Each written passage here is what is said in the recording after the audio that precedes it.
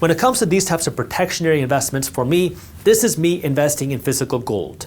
I have about 2% of my investment portfolio in physical gold because the way that I look at it, gold is a form of real money. It is a form of hard money because gold has been used as a currency since before I was born, and it will continue to be used as a currency long after I'm gone as well.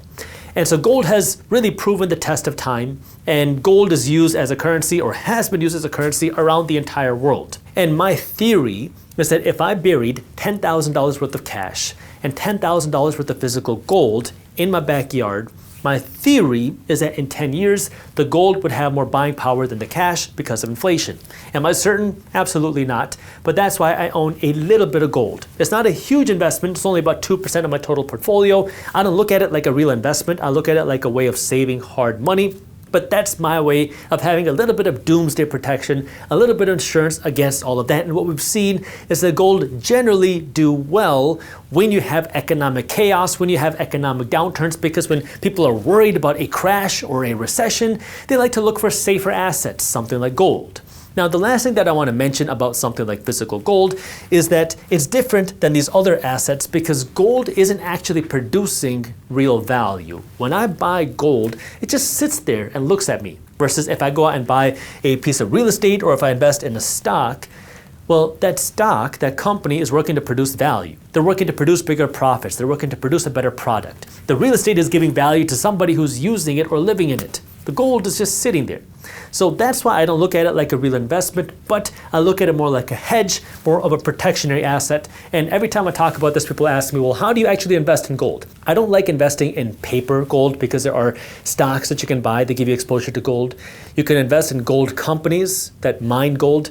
I like to own the actual physical gold. And there are dealers that you can go out and find, and they will sell you the physical gold, or there are platforms on the internet that you can buy fractional shares of bars of gold, and then when you buy a full bar of gold, they'll ship you out a full physical bar of gold. So you can do whatever you want, but for me, personally, I just like owning the physical gold as opposed to paper gold. And no, I don't keep the gold at my house, I use a vault. And last but definitely not least is investing your money into your own education. Now that can be a very vague concept, so let me break this down. When I talk about investing in your education, I'm gonna break this down in 3 tiers. Number 1, investing in your own mindset through your personal development. Here's the reality.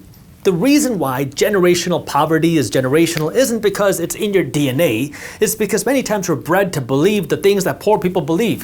When you believe that money is bad, rich people are evil, that you can't afford these nice things, and you grow up hearing that, that becomes ingrained and wired into your brain. So then when you have kids, you say the same things. Oh, don't worry about having those nice things. That's only for other people. We can't afford that type of stuff. Oh, those rich people must have done something bad or evil. And you start to pass it down, and then that poverty becomes generational, which is why you have to rewire your brain.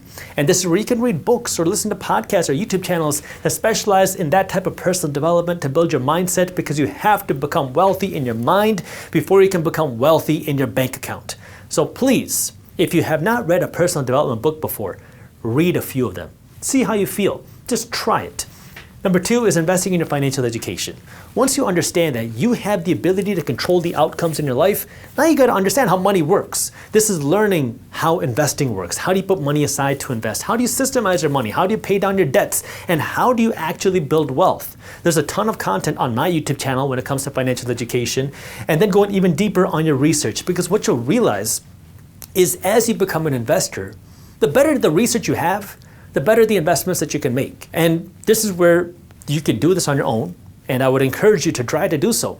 Try to keep up with shifts that are happening. Try to keep up with what types of investments you want to make. That way you can find the right opportunities for you. And this is where my team at Briefs Pro publishes and sells this type of research. Yes, we have a free newsletter called Market Briefs, but we also have paid content under our Briefs Pro platform where we focus on this type of investor research, where our analysts are doing this type of investor research every single day, and we publish a weekly report. Again, you don't have to go out and buy that. What I'm trying to get you to understand is that if you want to make smarter decisions, the better your research is, the better the investments that you can make. Now, of course, nothing is guaranteed. I mean, investing is risky, but if you have better research, you can make a more informed decision when it comes to your investments. If you enjoyed this clip and you want to continue your financial education journey, I have another video that I think you'll love. All you got to do is click that button right over there. And for those of you who want to stay up to date on the top finance and business news, you can join Market Briefs, my free financial newsletter, by clicking that button below. Thank you for watching, and I'll see you in the next one.